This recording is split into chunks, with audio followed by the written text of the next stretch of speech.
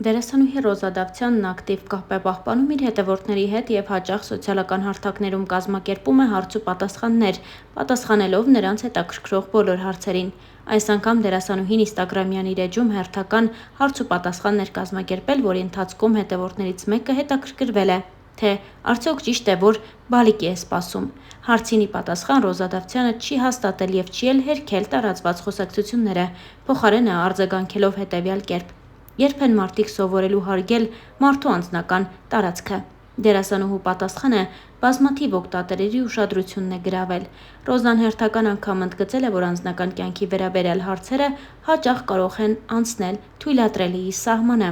եւ յուրաքանչյուր մարդ իրավունք ունի ինքնուրույն որոշելու, թե ինչ տեղեկություն է հրապարակել հանրության համար։ Նույն ընթացքում Ռոզա Դավթյանը նաև նշել է, որ այս ընթացքում բավականին նիհարել է եւ պատճառը գերհոգնածությունն է։ Դերասանուհին արձագանքել է նաև երկարատև հեռուստանախագծերին մասնակցություն ունենալու մասին հարցին։ Նա նշել է, որ այս պահին սարսափելի, ուժասպառ ու հոգնած է։ Իսկ այժմ աստղային այլ նորություններ։ Երգիչ Նարեկ Բավյանը հերթական անգամ իր սոցիալական էջերում անդրադարձել է իրեն հուզող մի շարք հարցերի։ Այս անգամ նա պատմել է մի պատմություն, որը երեկերտ երգչի հետ տեղի ունեցել։ Առաջարկում ենք լսել նրա խոսքը առանց մեկնաբանության։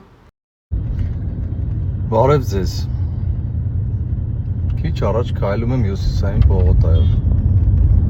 Այնտեղ Պարմա սուպերմարկետ կա, հենց դրա դիմացի մայթը։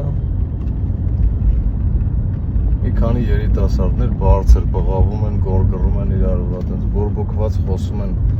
Երևում է էլի կռվից 10 պակաս։ Բարեկների մեքենան ոստիկանության կանգնած է, այնտեղ մի քանի ոստիկաններ կանգնած ինձ նայում են հետաքրքիր։ Ուզում եմ հասկանամ ինչին էին սպասում էին, որ լավ sense թեժ կռիվ դառնա, մարդիկ վնասեն իրար, տենց կոնկրետ ծանր հոդվածներով տանեն միանգամից, թե ասենք կարելի էր կանխել ամեն ինչ, խառնվել եւ կանխել, որպեսզի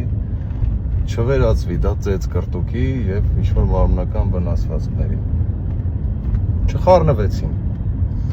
Այնտեղ ով որ տենց բորբոքված գորգռում էր իր անկերը sense քաշեց այդ տղային տարավ մի կողմի վրա, բայց դե այս մարդը sense բորբոքված էլ է տպավորությունների մեջ ինչ որ հայհոյանքներով գնում է։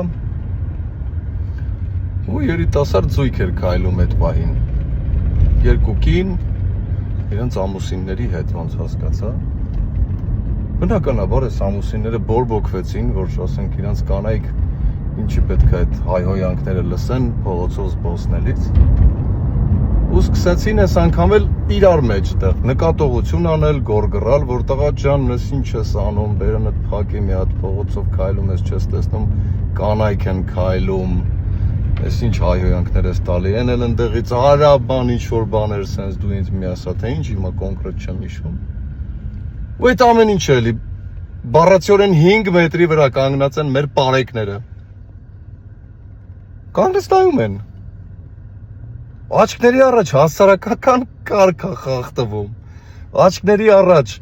մարդիկ բորբոքված գորգռում են իրար, կարա դառնա կռիվ, կարա լուրջ հետևանքներ ունենա։ Նայում են ուղղակի։ Բացարձակապես չեն խառնվում։ Ոստիկանության բարեփոխումներ։ Սա կոչվում է ոստիկանության բարեփոխումներ։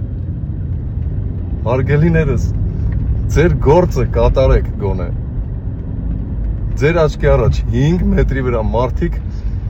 քիչ ամնում կռիվ անեն իրար հետ, արդեն հայհոյում են իրար, չգիտեմ ինչեր են,